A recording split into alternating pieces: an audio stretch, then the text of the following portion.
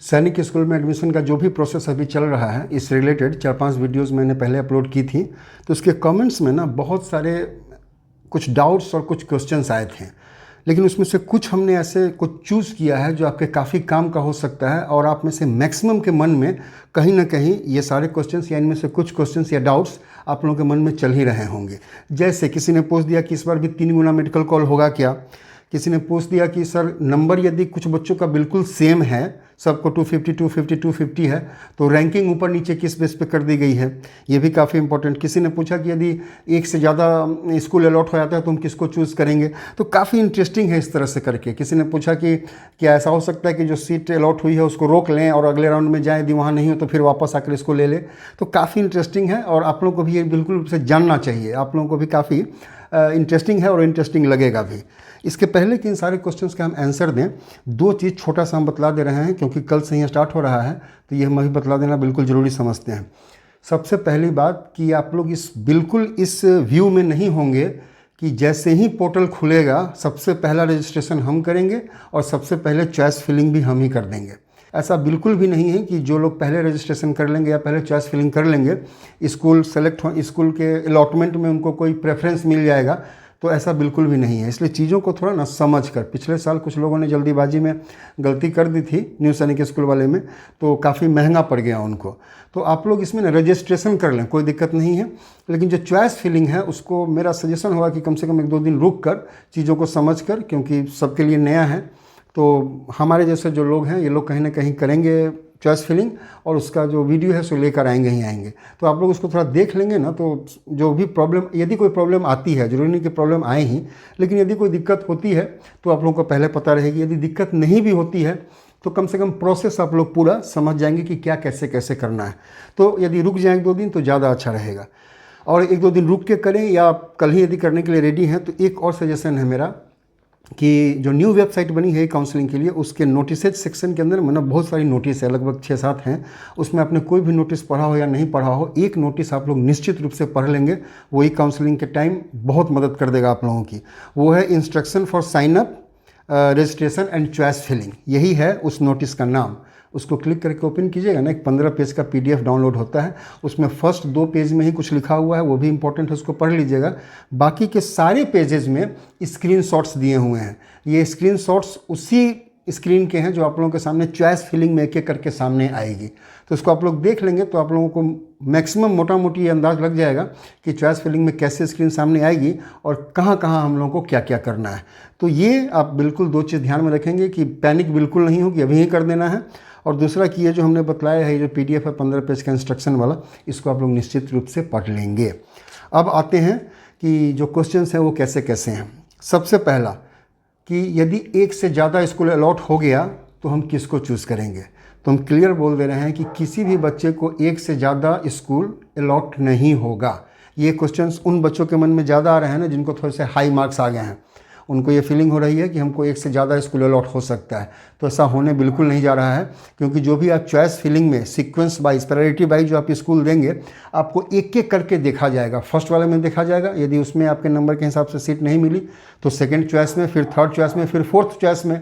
यदि fourth choice में आपको सीट अलॉट हो गई कि हाँ इस नंबर का सिलेक्शन इसमें होगा, तो आपको वही स्कूल जो 4th नंबर पर आपने दी है, वही स्कूल आपको दिखलाया जाएगा कि इसमें आपको सीट मिली है। उसके नीचे जितने भी चॉइसेस आपने दी हैं उसमें आपको मैच ही नहीं किया जाएगा। यदि ऐसा हो कि ज़्यादा अच्छा नंबर है तो 1 से ज़्यादा स्कूल अलॉट हो, तो जो टॉपर है उसको तो सारी की सारी सीट, तो जो भी चॉइस दे तो उसमें सब सीट मिल जाए उसको, लेकिन ऐसा नहीं होगा, उसको भी एक ही स्कूल में सीट मिलेगी। तो ये डाउट क्लियर हुआ। अगला है कि क्या कोई फ़ी डॉक्यूमेंट है क्या, तो ऐसा नहीं है। ई काउंसलिंग के लिए कोई फ़ी नहीं है और ई काउंसलिंग में कोई डॉक्यूमेंट भी अपलोड नहीं करना है। उसके बाद ये काफ़ी इंपॉर्टेंट है, किसी ने पूछा हमसे कि क्या ऐसा पॉसिबल है कि किसी भी एक राउंड में, वो फर्स्ट राउंड हो या आगे का कोई राउंड हो, मुझे एक सीट मिली किसी सैनिक स्कूल में, लेकिन किसी कारण से हम उससे सेटिस्फाइड नहीं हैं, लेकिन हम इसको छोड़ना भी नहीं चाहते हैं, हम आगे के राउंड में देखना चाहते हैं कि जो हमको मिला है इस राउंड में इससे कहीं अच्छा मिल जाए तो ठीक है, और नहीं तो क्या ऐसा पॉसिबल है कि यदि जो हमको मिला है इससे अच्छा हमको, यदि चाहे इससे ज़्यादा जो मेरे मन का है वो यदि नेक्स्ट राउंड में नहीं मिले, तो क्या फिर वापस आकर जो हमको पहले सीट मिली थी उस पर हम क्लेम करके उसको ले सकते हैं? तो ऐसा नहीं होगा। आप एक राउंड में जैसे ही अगले राउंड में जाने के लिए आपको रिकन्सिडर करना पड़ेगा। जैसे ही आप रिकन्सिडर करेंगे इसका सीधा सा मतलब है कि आपको जो सीट मिली है, सीट अलॉटमेंट के बाद भी आप यदि रिकन्सिडर कर रहे हैं तो इसका सीधा सा मतलब है कि जो आपको सीट मिली है आप उसको सरेंडर कर रहे हैं, आप उसको छोड़ रहे हैं और तब नेक्स्ट राउंड में जा रहे हैं। जैसे ही आपने उसको छोड़ दिया, नेक्स्ट राउंड में आपको सीट मिले या न मिले, आप वापस आकर उस पर क्लेम बिल्कुल भी नहीं कर पाएंगे। उसके बाद है कि रजिस्ट्रेशन बार बार करना पड़ेगा क्या, हर एक राउंड में रजिस्ट्रेशन करना पड़ेगा, तो ऐसा बिल्कुल भी नहीं है। रजिस्ट्रेशन सिर्फ एक बार होगा और उसके बाद हर एक राउंड में रजिस्ट्रेशन आपको करने की ज़रूरत बिल्कुल भी नहीं पड़ेगी। एक चीज़ और बता दे रहे हैं, चॉइस फिलिंग का। किसी फर्स्ट राउंड में आपने चॉइस दी, सेकेंड राउंड में क्या होगा, क्या फिर से चॉइस फिलिंग करनी पड़ेगी? तो ऐसा है कि सेकेंड राउंड में जो इसमें लिखा गया है उसके हिसाब से बतला रहे हैं कि सेकेंड राउंड में बाय डिफ़ॉल्ट आपके सामने वही चॉइसेस आएंगी जो आपने प्रीवियस राउंड या फर्स्ट राउंड में भरा हुआ है। ये उसमें आप एडिट कर पाएंगे। यदि आपको चेंज करना है सीक्वेंस, या कोई दूसरा स्कूल देना है, स्कूल चेंज करना है, या जो आपने दिया है उसी को ऊपर नीचे सीक्वेंस चेंज करना है, आप वो कर पाएंगे। लेकिन ऐसा नहीं है कि आप उसको चेंज नहीं कर पाएंगे, आप उसको चेंज कर पाएंगे। एक और चीज़ बतला दे रहे हैं कि किसी कारण से यदि आपने उस राउंड में, सेकेंड राउंड में या थर्ड राउंड में जो चॉइसेस दी हुई हैं उसको आपने एडिट नहीं किया, तो बाय डिफ़ॉल्ट जो प्रीवियस राउंड में आपने चॉइसेस दी थी, अगले राउंड में भी आपकी वही चॉइस ई काउंसलिंग में चली जाएगी। ये हमेशा याद रखिएगा।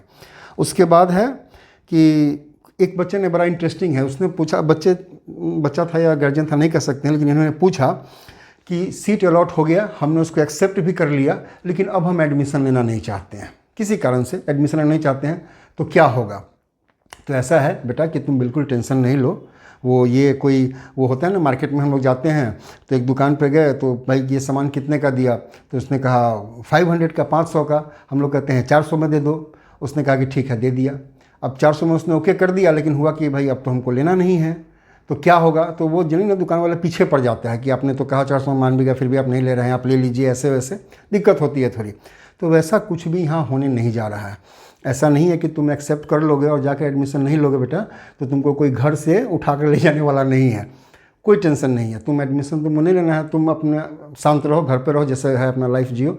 वो जो टाइम फ्रेम दिया हुआ है एडमिशन का ना, टाइम फ्रेम दिया रहता है कि आपका सिलेक्शन हुआ है, आप कितने टाइम में आकर एडमिशन ले लीजिए।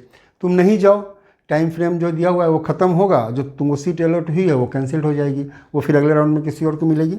इसलिए कोई टेंशन नहीं है। एक्सेप्ट करने के बाद भी यदि तुम एडमिशन नहीं लेना चाहते हो, बिल्कुल कोई टेंशन की बात नहीं है। इसके बाद एक ये सबसे इम्पॉर्टेंट कि यदि मार्क्स बहुत सारे बच्चों को सेम है तो उनकी रैंकिंग ऊपर नीचे कैसे कर दी गई है। तो एक रूल है सिंपल सा, आप लोग जान लीजिए, ये नॉलेज पॉइंट ऑफ व्यू से भी काफ़ी अच्छा रहेगा कि यदि सेम नंबर है, अभी तो रैंकिंग दे दी गई है ना, लेकिन पहले भी ऐसा होता था, अब रैंकिंग दे दी गई है तो टेंशन नहीं है। तो रैंकिंग जो की गई है वो इसी बेस पर की गई है कि यदि 2 या 2 से ज़्यादा बच्चों को सेम नंबर है तो प्रायोरिटी किसको मिलेगी, नंबर रैंक किसका ऊपर होगा। तो जिसको मैथ्स में ज़्यादा नंबर होगा उसकी रैंकिंग ऊपर हो जाएगी। यदि मैथ्स में भी सेम नंबर है तो उसके बाद इंटेलिजेंस का नंबर दिखाया जाता है, जिसमें इंटेलिजेंस में जिसको ज़्यादा नंबर होगा उसकी रैंकिंग ऊपर हो जाएगी। यदि मैथ्स और इंटेलिजेंस दोनों में सेम नंबर है तो उसके बाद लैंग्वेज का नंबर देखा जाता है, लैंग्वेज में इसको ज़्यादा नंबर होगा उसकी रैंकिंग ऊपर हो जाएगी। ये तब देखा जाएगा जब total aggregate marks, total marks सबका सेम है। यदि मैथ्स में, इंटेलिजेंस में और लैंग्वेज में भी सबको सेम नंबर है, टोटल तो सेम है ही, और मैथ्स, इंटेलिजेंस और लैंग्वेज में भी नंबर सेम है, तो फिर जीके का नंबर देखा जाएगा। जीके का भी नंबर ऑब्वियसली जब 3 सेम है तो चौथा भी सेम होगा ही होगा। तो जब जीके भी सेम हो गया तो जीके, या फिर जीके में जिसको ज़्यादा नंबर होगा उसकी प्रायोरिटी अधिक हो जाएगी, उसकी रैंक ऊपर हो जाएगी। तब क्या हो, जब टोटल तो नंबर सेम है ही और सब्जेक्ट वाइज भी, सेक्शन वाइज भी नंबर सबका सेम हो गया, इस कंडीशन में एज देखा जाता है। जिस बच्चे का एज कम होगा, मतलब जो एज में छोटा होगा, उसकी रैंकिंग ऊपर हो जाएगी। अभी तक इतने ही क्राइटेरिया हैं रैंकिंग को करने का, इससे ज़्यादा की जरूरत उन लोगों को शायद अभी पड़ी नहीं होगी, तो इससे ऊपर है नहीं। ये काफ़ी इंपॉर्टेंट था, इसलिए हमने बतला दिया। और लास्ट पॉइंट कि मेडिकल कॉल इस बार 3 गुना होगा कि नहीं होगा। तो इस बार मेडिकल कॉल 3 गुना बिल्कुल भी नहीं होगा। वो पिछले साल होता था कि बार बार नहीं बुलाना पड़े, इसीलिए हम वो एक बार में ही बुला लेते हैं, जितने का होगा इतने में ही हो जाएगा। लेकिन यहाँ तो बार बार हर एक राउंड में, बार बार के राउंड में ही काउंसलिंग हो ही रही है। तो हर एक राउंड में जितने बच्चे सेलेक्ट होंगे उन्हीं को मेडिकल के लिए बुलाया जाएगा। जो फिट होंगे या नहीं फिट होंगे या नहीं जा पाएंगे, सीट खाली रह जाएगी, वो सारी सीट्स जाएंगी अगले राउंड में, ठीक है ना। तो इस बार चूंकि बार बार ये काउंसलिंग का राउंड हो रहा है, एक ही बार में तो नहीं हो जा रहा है, तो बार बार राउंड होगा। तो इस बार 1:3 के रेशियो में, मतलब 3 गुना बच्चे को मेडिकल के लिए कॉल नहीं आएगा। तो ये कुछ पॉइंट्स थे जिसके बारे में हमने आप लोगों को इन्फॉर्मेशन दी।